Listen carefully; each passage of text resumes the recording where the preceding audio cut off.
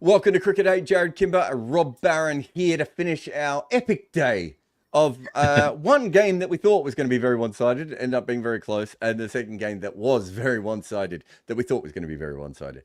But what we're just going to have to do, what we're going to do is just look at the table, where it is at the moment, and just look at each side all the way through.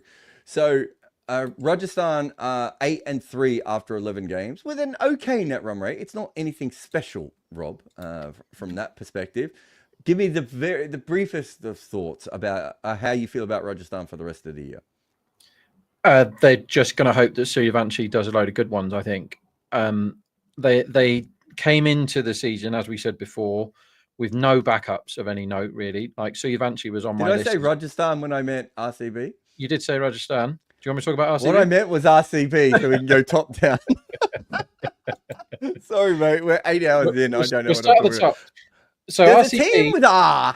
RCB got loads of things going for them, Jarrod, that they've not had before. And they have a balanced side, which they didn't have before. They have clarity of role all the way through the team, which they didn't have before. They got a bowling attack that looks all right. They don't have that before. Virat is still in good form, which they've always had. It's looking pretty good for them, RCB. And with weaknesses in all the other teams that we'll pick apart in a minute, RCB is still standing as a team that look like they're using their brains this season. They've won 8 out of 11 games. They've got they're a certainty to be in the playoffs now. They've won 4 in a row. Healthy net run rate. They've got LSG and SRH the next couple of games. They look like extremely winnable matches for them. They could win the last 3 because they're KKR's at the end, right? Like they could be in a situation where they win all 3, and you would probably suggest they should win all 3 from here. That'll get their net run rate boost up as well. I gives them a good chance of the double thing. The biggest issue that they have is probably that their middle order hasn't quite fired as much as we thought it might coming into the season, but their top order has done very, very well. And they have to keep relying on 2 defensive bowlers taking a lot of wickets, right? And that is what has happened so far. And if that keeps happening, that's absolutely fine. Number 2 on the hit charts now with 15 points is Punjab. Right. Net run rate still not great. They still do very odd things. And we've just covered a game. It's hard to get away from the recency bias of them batting really, really well and getting themselves into a good position. But, you know, Prabh Simran batted for his 50 at one stage. They kept picking random bowlers to bowl all the way through at the end there, Rob, and everything else. But this still looks like a very good side. It does. I like the bowling more on paper than I do in practice at the moment because Chahal has his numbers over the season. If you look at them, they're flattered to deceive because he's actually got 2 fourthers when conditions and the cricket has really suited him and people have slogged a few wickets against him at the death or whatever. But in the rest of the games, he's been pretty rubbish. And he's been up and down at best, right? That would be a worry for me. They've got big 5th bowler issues at the moment, Punjab, and they're also the overseas. They don't know what to do with Stoin, whether they should pick him or whether they should play him. They're batting, you know, Indian domestic players ahead of him. There's a few question marks around Punjab, and the top order looks volatile. But Punjab are an extremely volatile team, and if there's a road that in the playoffs and Punjab just stand there and hit on the road, you don't really want to go toe to toe with a team like Punjab because they can bat all the way down to number 9. They can hit 6s from everywhere, and Arshdeep is a gun, right? With the new ball and the old, it's a team that you could never say doesn't have a chance of winning a game because they've got a lot of things that if it goes right, they're hard to beat, Punjab. I still think it's tricky for them to get the double chance in the playoffs, only because they've got Delhi and Mumbai to come, and then with Rajasthan at the end. So if they can go 50-50 in the next 2 games and then beat the Rajasthan game and win the Rajasthan game, that gets them to 9, but that doesn't guarantee them the double spot. But with the extra, they've also got the extra point from the washout and blah, blah, blah, blah. Okay, Mumbai Indians. Early in the season, they weren't winning many games. I thought that was a combination of not having Bumrah and just a bit of a tough schedule at that point. I think we all agree with that now, right? Yeah. So the thing that we didn't know was, when is Bumrah going to be fit again? Yeah. And when he does come back, is he going to be like Bumrah was? And he hasn't been, actually, but he's still got amazing numbers, which like there's an aura thing there probably, that he gets wickets that he shouldn't do because he's called Bumrah. He's got some wickets with some shocking balls, but he's also bowled some unbelievable overs. Mumbai have the best bat at the moment in Sky and the best bowler by miles in Bumrah, and that is a recipe for being really good. They've also got amazing domestic Indian batting, as they always have had. They're a team that is going to go off as favourites in every game they play. There's no question about that, and they're winning every game. What have they won?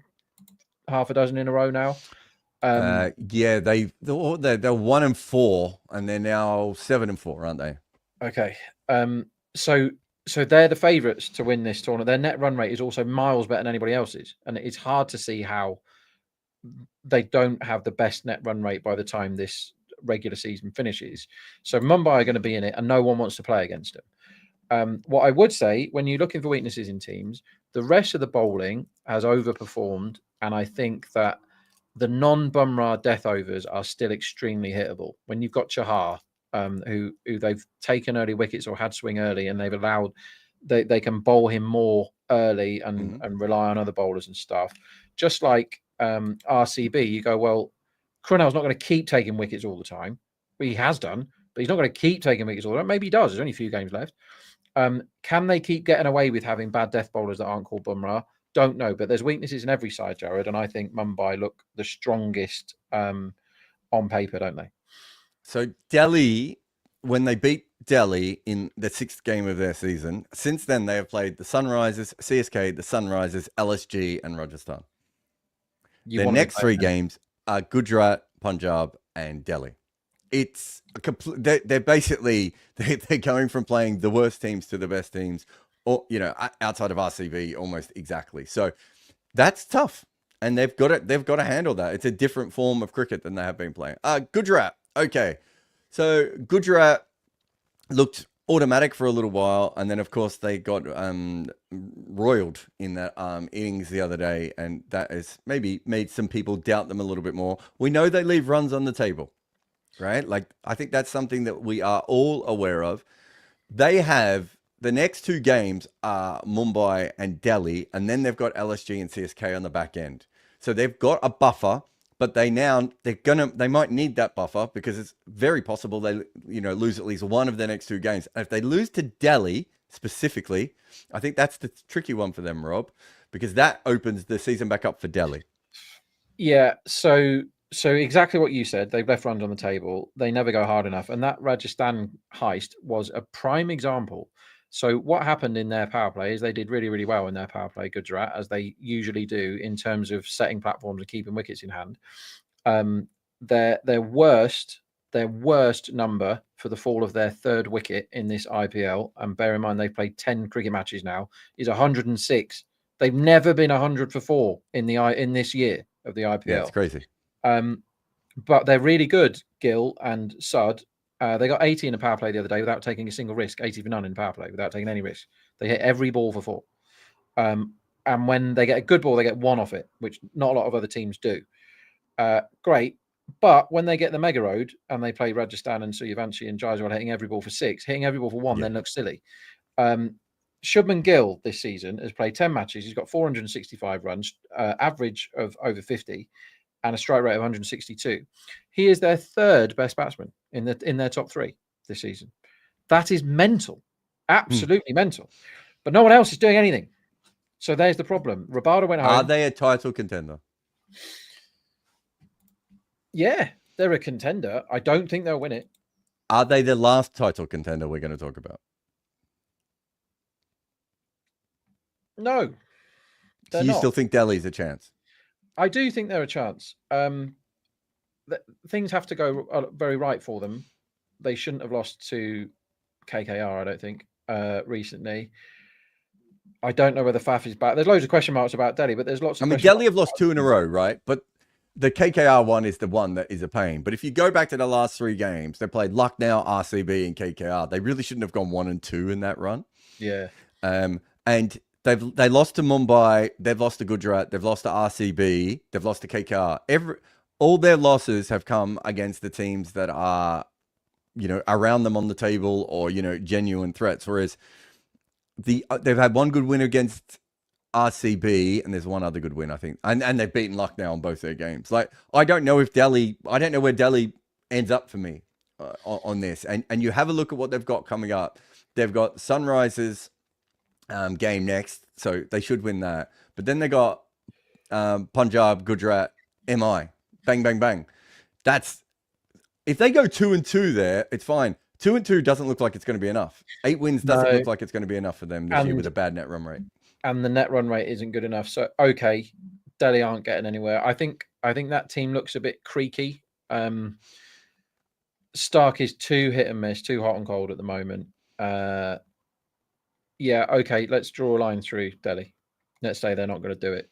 It's too much. We're saying win the title because they could still sneak into the playoffs, but I can't see them winning the title. It's too much to do. They don't have super guns to rely on or throw the ball to. Like Kuldeep's obviously very good, but he's not quite as good as Chakravarti, for example.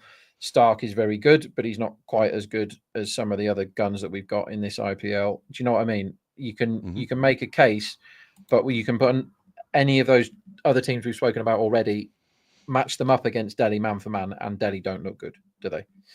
No, I think I'm with you. I've never quite felt comfortable at any stage with them this year where I'm like, oh, they're going to go on a run or anything else. And their form just looks patchy to me. And when they were number one, I kept, when they were on top with 4 wins, if you go back and you listen to what I kept saying, is I wasn't quite buying this team back then.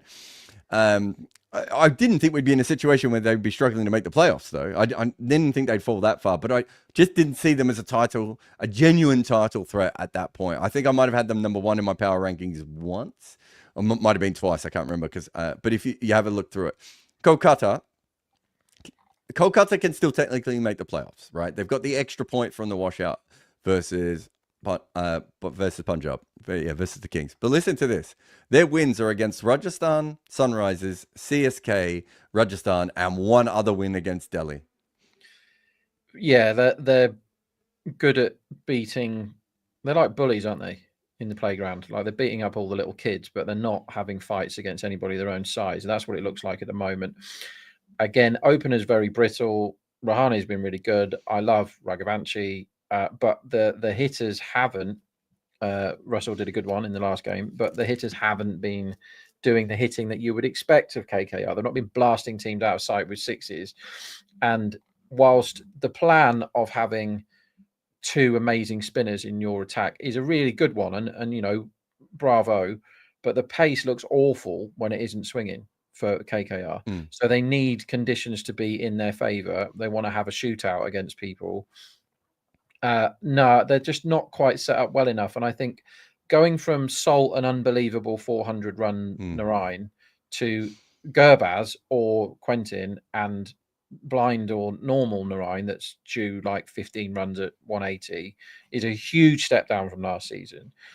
And they don't have Stark anymore. Like, they spent the farm on Venki, who doesn't do anything. He doesn't bat in the top 6. I don't get it. Like, what's happening? No. The other thing I'll say with Kolkata is that the next 2 games are against CSK and Sunrisers, so they could be 7 wins with the extra point from the washout at the end of this. But their last game of the year is against RCB, and so that's still going to be very tough. So they might win 4 on the trot and still not be able to sneak their way in. Yeah, and the other team that I think now has been completely ruled out, they've now lost 4 of their last 5, is Lucknow.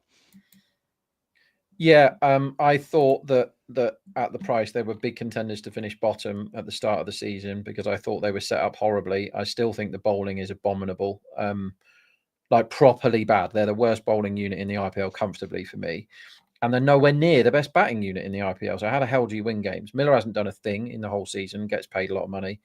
Bishnoi was meant to lead the attack when everyone was injured. Now he can't even get in the team, let alone lead the attack.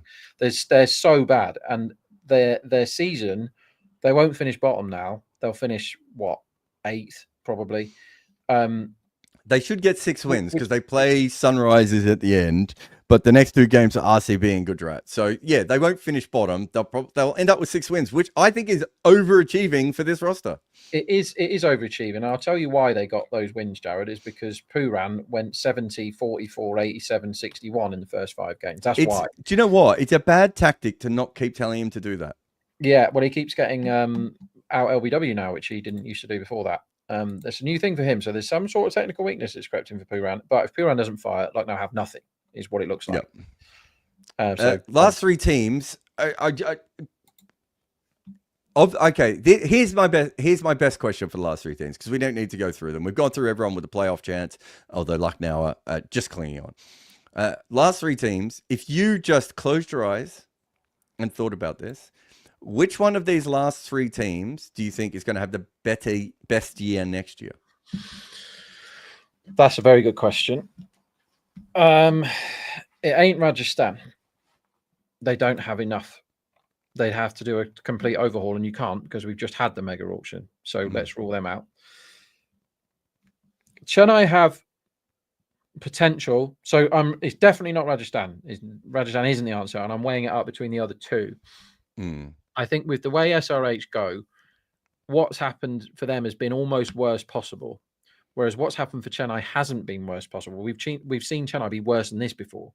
The groundsman is the biggest negative for Chennai, I think. And also Gaikwad, their best bat and captain, has been injured for virtually the whole season. So and Patharana's remodeled. Patharana wasn't at his best, and the Ashwin thing. Well, I mean, none of us were like, "Oh, this is 1 year too long for Ashwin." There was no reason why we didn't think he would be okay. Yeah, I think the Patharana thing, from remodeling the action to never going for a 6 to always going for 6s all the time, is a big deal. And he's gone from a bankable, amazing death bowler to a load of fodder. And if they can sort that out before next year and get the old Patharana back, that's very good. And they got Noah, right? Like the combination of those 2.